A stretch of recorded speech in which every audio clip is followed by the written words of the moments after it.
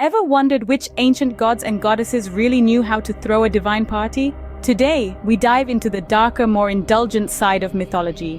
While some deities exemplified wisdom and valor, others reveled in the realms of excess and earthly pleasures. From the tipsy frolics of wine gods to the wild rites of moonlit revelries, these figures were the embodiment of human vices.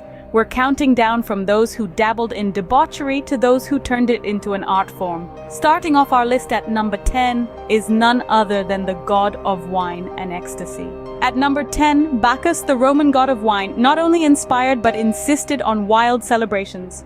Bacchus, known to the Greeks as Dionysus, played a pivotal role in Roman culture, embodying the spirit of vitality and revelry. His followers, the Bacchants, were notorious for their frenzied festivities known as Bacchanalia. These events, initially simple wine gatherings, evolved into ecstatic ceremonies that could last for days, characterized by music, dance, and of course, copious amounts of wine. The Bacchanalia became so raucous and unrestrained that they were eventually restricted by Roman law.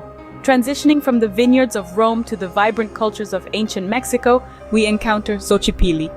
This Aztec god of art, games, beauty, dance, and flowers wasn't just about aesthetics. He also served as a patron for homosexuals and male prostitutes, embodying the celebration of love in all its forms.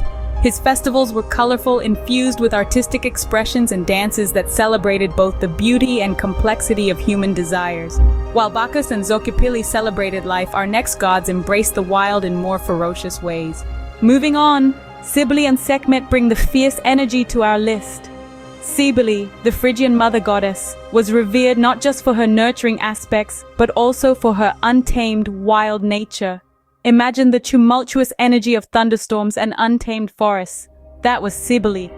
Her followers, known as the Galli, were equally intense, often engaging in ecstatic ceremonies that pushed the boundaries of societal norms. These rituals were loud, filled with music, dancing, and even self-mutilation, reflecting the chaotic and unrestrained spirit of their goddess. Switching gears to ancient Egypt, we encounter Sekhmet, the lioness goddess of war and destruction. Legends say she was created by the sun god Ra to punish humanity for its sins, and she almost wiped out all of mankind. Her bloodlust was only quenched by tricking her into drinking red-dyed beer, thinking it was blood. Yet despite her ferocity, Sekhmet was also a healer, a duality that adds layers to her fearsome persona. As we climb up the ranks, the stakes get higher and the deities more daring. Approaching the summit, we meet some of the most audacious gods and goddesses. Let us delve into the lives of deities who embraced the shadows of excess and chaos. First, we encounter Tlazolteotl, an Aztec goddess whose realm was purification through the unconventional means of filth. Tlazolteotl was not merely about indulgence. She was the divine cleaner of spiritual muck. Devotees confessed their darkest deeds to her, and in return, she absolved them with her powers. Next, we shift our gaze towards Akan, the African god of mischief and chaos.